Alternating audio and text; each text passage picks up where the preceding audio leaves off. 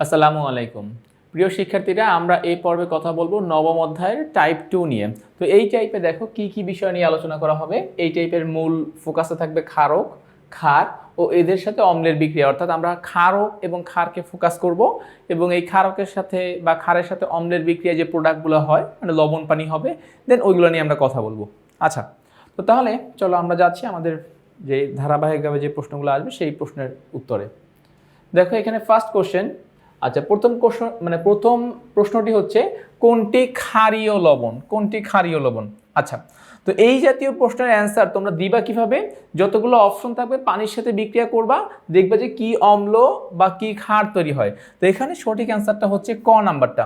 আচ্ছা, এখন ক নাম্বারটা কেন ক্ষারীয় লবণ আমি বললাম, দেখো এইটা নিরপেক্ষ প্রকৃতির লবণ, এইটা নিরপেক্ষ প্রকৃতির লবণ, এইটা নিরপেক্ষ প্রকৃতির লবণ, সবগুলো নিরপেক্ষ, শুধুমাত্র সোডিয়াম কার্বনেট হচ্ছে ক্ষারীয় প্রকৃতির লবণ। এবারে চলো আমরা আমাদের এখান থেকে আসলে দেখে নেই যে কেন এটাকে আমরা ক্ষারীয় প্রকৃতির লবণ বলতেছি। খেয়াল করো, সোডিয়াম কার্বনেট Na2CO3 এর সাথে আমরা যদি পানির বিক্রিয়া ঘটাই, তাহলে পানিকে ভাগ করলে কি পাই? H প্লাস আর OH মাইনাস। সোডিয়াম কার্বনেটকে ভাগ করলে কি পাই? Na প্লাস আর কার্বনেট CO3 2 মাইনাস। এবারে আসো, সোডিয়াম আর OH মূলক, হাইড্রোজেন আর এই যে কার্বনেট মূলক, তার মানে এখান থেকে উৎপন্ন হবে H2CO3 কার্বনিক অ্যাসিড, আর উৎপন্ন হবে sodium hydroxide NaOH, sodium hydroxide. আচ্ছা, ওকে, তো তাহলে আমরা এই যে কার্বনিক অ্যাসিড, এটা কি অ্যাসিড বলো তো? দুর্বল অ্যাসিড। কি অ্যাসিড এটা? দুর্বল অ্যাসিড। আর সোডিয়াম হাইড্রোক্সাইড এটা কি একটা? এটা একটা তীব্র ক্ষার, এটা একটা তীব্র ক্ষার। সো একটা হচ্ছে দুর্বল অ্যাসিড আর একটা হচ্ছে তীব্র ক্ষার। সো আচ্ছা, দুর্বল অ্যাসিড, আচ্ছা দুর্বল অ্যাসিড আর একটা হচ্ছে তীব্র ক্ষার। সো এইখান থেকে আমরা বোঝাই যাচ্ছে যে আমাদের ক্ষার যেহেতু তীব্র, তার মানে এই লবণটা হবে কি? ক্ষারীয় প্রকৃতির লবণ, ক্ষারীয় প্রকৃতির লবণ। সো অতএব আমরা আমাদের সঠিক অ্যান্সার চুজ করেছি ক নাম্বারটা।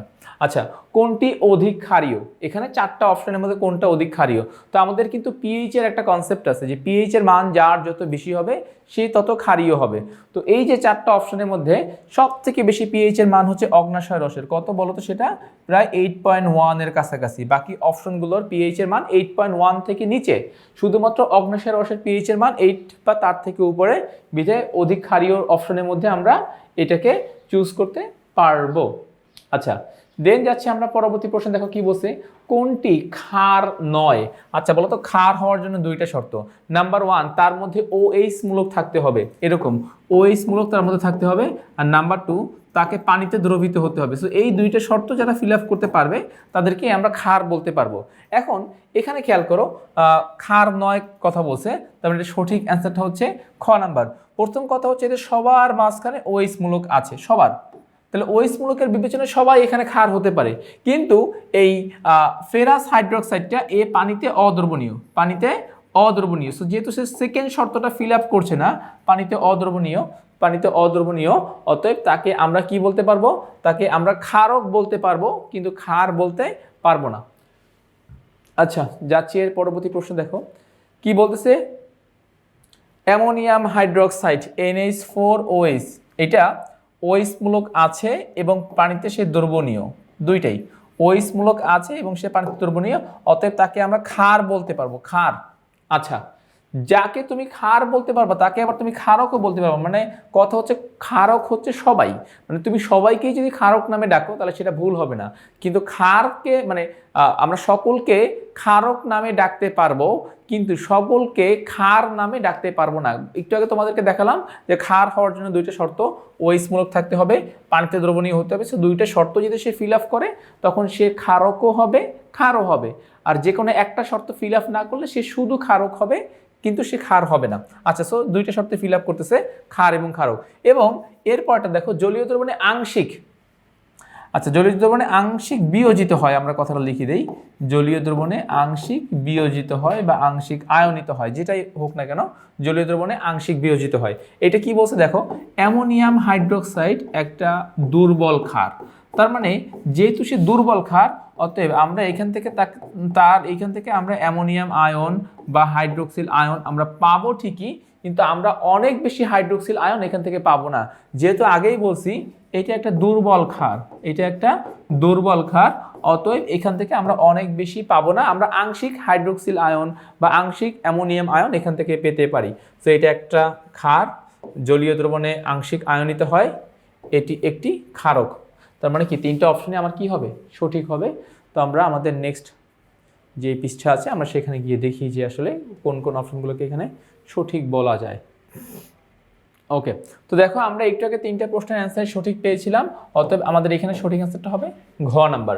আচ্ছা, যাচ্ছে আমরা এর পরবর্তী অংশে। দেখো কি বলছে, নিচের কোনটি ক্ষার, এখানে কোনটা ক্ষার এটা বলেছেন। তো কস্টিক সোডার অ্যান্সার কি, সোডিয়াম হাইড্রোক্সাইড। তো সোডিয়াম হাইড্রোক্সাইড দুটো শর্ত ফিল আপ করে, একটা হচ্ছে ওএইচ মূলক তার মধ্যে আছে, আর একটা হচ্ছে যে সে পানিতে দ্রবীভূত হয়। সো দুটো শর্ত যেহেতু সে ফিল আপ করছে, এই জন্য কস্টিক সোডা এখানে সঠিক অ্যান্সার। বাকি অপশনগুলো খেয়াল করো, কপার অক্সাইড CuO এটা ক্ষারক হবে, ওএইচ মূলক নাই। আয়রন হাইড্রোক্সাইড, দেখো আয়রন হাইড্রোক্সাইড হচ্ছে FeOH2, একটু আগে তোমাকে দেখালাম এর মধ্যে ওএইচ মূলক আছে কিন্তু এ পানিতে দ্রবীভূত হয় না, বিধায় এটা অ্যান্সার হবে না। আর সিরকা বা ভিনেগার এটা তো একটা ক্ষারই না, এটা একটা অ্যাসিড, CH3COOH এটা একটা অ্যাসিড। তো এখান থেকে আমরা কোনোটাকেই ক্ষার বলতে পারবো না, শুধুমাত্র কস্টিক সোডা বা সোডিয়াম হাইড্রোক্সাইডকেই ক্ষার বলা যাবে। আচ্ছা, এবারে আসো কি বলছে যে কোনটি ক্ষারীয় প্রকৃতির লবণ। এটা কিন্তু অলরেডি আমরা একবার অ্যান্সার বলেছিলাম যে সোডিয়াম কার্বনেট। কেন সোডিয়াম কার্বনেট, এই যে সোডিয়াম কার্বনেট পানি, carbonic acid plus sodium hydroxide, যেহেতু সোডিয়াম হাইড্রোক্সাইড একটা তীব্র ক্ষার, অতএব এই তীব্র ক্ষার হওয়ার কারণে এটাকে আমরা কি বলতেছি, এটাকে আমরা ক্ষারীয় প্রকৃতির লবণ বলতেছি। আচ্ছা, নেক্সট প্রশ্ন, কোনটি ক্ষার, এদের মধ্যে কোনটা ক্ষার হতে পারে। সোডিয়াম হাইড্রোক্সাইড, খেয়াল করো এইটা পানিতে অদ্রবণীয়, এর মধ্যে ওএইচ মূলক নাই, আর এর মধ্যে ওএইচ মূলক থাকলেও এও পানিতে অদ্রবণীয়, অর্থাৎ পানিতে অদ্রবণীয় ওএইচ মূলক নাই। তার মানে সবগুলো মানে দুইটা শর্তই ফিল আপ করতেছে কে, সোডিয়াম হাইড্রোক্সাইড, ওর সাথে ওএইচ মূলকও আছে প্লাস ও পানিতে দ্রবীভূত হতে পারে। তার মানে এখান থেকে সঠিক অ্যান্সারটা হচ্ছে আমার খ নাম্বার।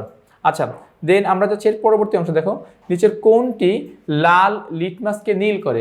আমরা জানি অ্যাসিড নীল লিটমাসকে লাল করে, আর ক্ষার বা ক্ষারক লাল লিটমাসকে নীল করে। সো এখানে সঠিক অ্যান্সারটা হচ্ছে আমাদের গ নাম্বারটা, অ্যামোনিয়া। কেন বলো তো, কারণ অ্যামোনিয়া এর জলীয় দ্রবণ, খেয়াল করো অ্যামোনিয়া এর জলীয় দ্রবণ যখন তুমি চিন্তা করবা তখন তোমার কি করতে হবে, একটা হবে এইচ আর একটা হবে কি ওএইচ। তাহলে এইচটা এখানে দাও, ফলে উৎপন্ন হচ্ছে NH4, NH3 থেকে NH4, আর OH তো সাথে থাকছেই। এই যে দেখো তো এটা কি একটা ক্ষার হয়ে গেল, এবং এই ক্ষার তোমাকে জলীয় দ্রবণে OH মূলক দিবে, এবং সেই OH মূলকের সাথে তুমি যখন এরকম লাল লিটমাস পেপার যুক্ত করবা তখন সেটা কিসে পরিণত হয়ে যাবে, নীল লিটমাস পেপারে, তখন সেটা পরিণত হয়ে যাবে। তো আমাদের সঠিক অ্যান্সারটা হচ্ছে এখানে গ নাম্বার। আচ্ছা, এরপরটা যাচ্ছি, অ্যামোনিয়াম ক্লোরাইড তরল অবস্থায় থাকতে পারে, একাধিক বন্ধন বিদ্যমান, আর জলীয় দ্রবণ অম্লীয়।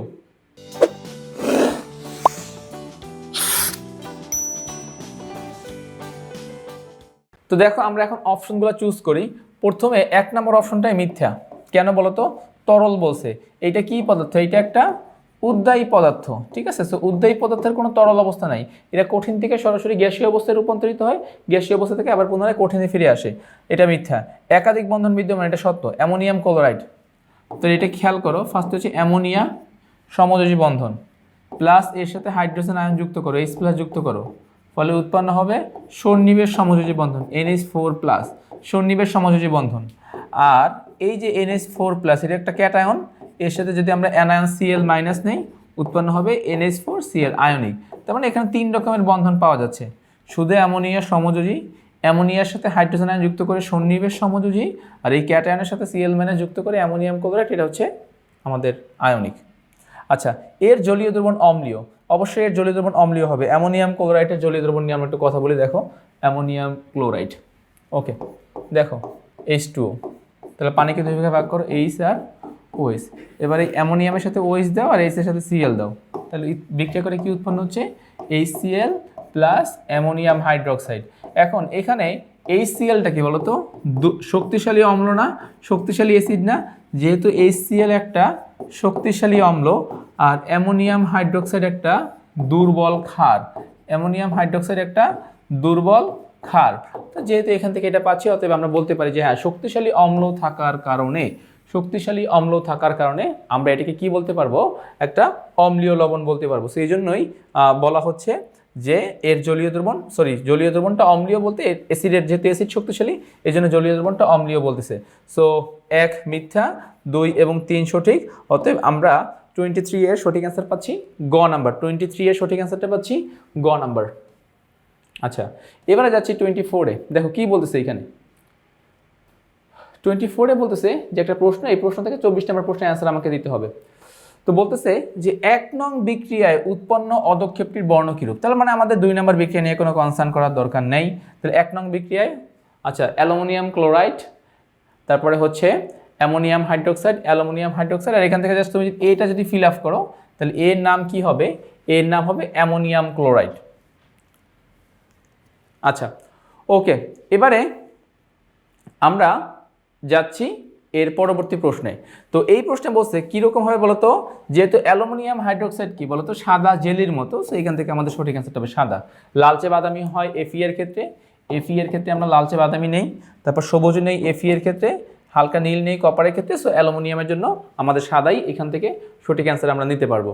আচ্ছা, এরপরটা যাচ্ছে, দেখো নিচের কোনটি আর্দ্র লাল লিটমাসের বর্ণকে নীল করে। আর্দ্র, আচ্ছা বলো তো, অ্যাসিড কি করে, নীল লিটমাসকে লাল করে, আর ক্ষার কি করে, লাল লিটমাসকে নীল করে। তার মানে এখান থেকে অ্যান্সারটা হবে কি অ্যামোনিয়া কি হবে, একটা ক্ষারীয়। এই যে খেয়াল করো, অ্যামোনিয়া NH3, এর আর্দ্র মানে কি পানির সাথে মিশাবা।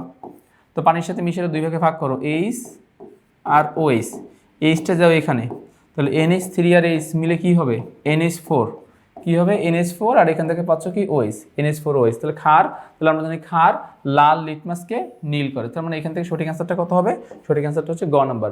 আচ্ছা, কোন অক্সাইডটি অম্লধর্মী সেটা একটু মনে রাখতে হবে। খেয়াল করো, ধাতুর অক্সাইড ক্ষারধর্মী, ধাতু যদি হয় তার অক্সাইড ক্ষারধর্মী, আর অধাতুর অক্সাইড অম্লধর্মী। অধাতুর অক্সাইড এটা হচ্ছে অম্লধর্মী, ধাতুর অক্সাইড ক্ষারধর্মী, অধাতুর অক্সাইড অম্লধর্মী। এখন দেখো তো, তিনটাই ধাতু অনলি অধাতু, তাহলে এই অধাতুর অক্সাইড কি হবে, অধাতুর অক্সাইড অম্লধর্মী হবে। তো দেখো আমাদের এখনকার যে প্রশ্নটি আসতেছে এটার অ্যান্সার আমরা করব। তো এখানে বলতেছে যে উপযুক্ত শর্তে এই পাত্রে সিমেন্ট শিল্পের প্রধান উপাদান হচ্ছে ক্যালসিয়াম কার্বনেট ও পাকস্থলীতে উৎপন্ন অ্যাসিড ব্যবহৃত হয়েছে। পাকস্থলীতে উৎপন্ন অ্যাসিড, পাকস্থলীতে কোন অ্যাসিড বলতো, হাইড্রোক্লোরিক অ্যাসিড। তাহলে সিমেন্ট শিল্পের প্রধান উপাদান এবং হাইড্রোক্লোরিক অ্যাসিডের বিক্রিয়া হচ্ছে এ পাত্রে, আর বি পাত্রের মধ্যে পানি আছে, এবং এখান থেকে দেখো বোঝা যাচ্ছে একটা গ্যাসীয় পদার্থ এই পাত্র থেকে আস্তে আস্তে কোথায় আসবে, আস্তে আস্তে বি পাত্রের মধ্যে আসবে।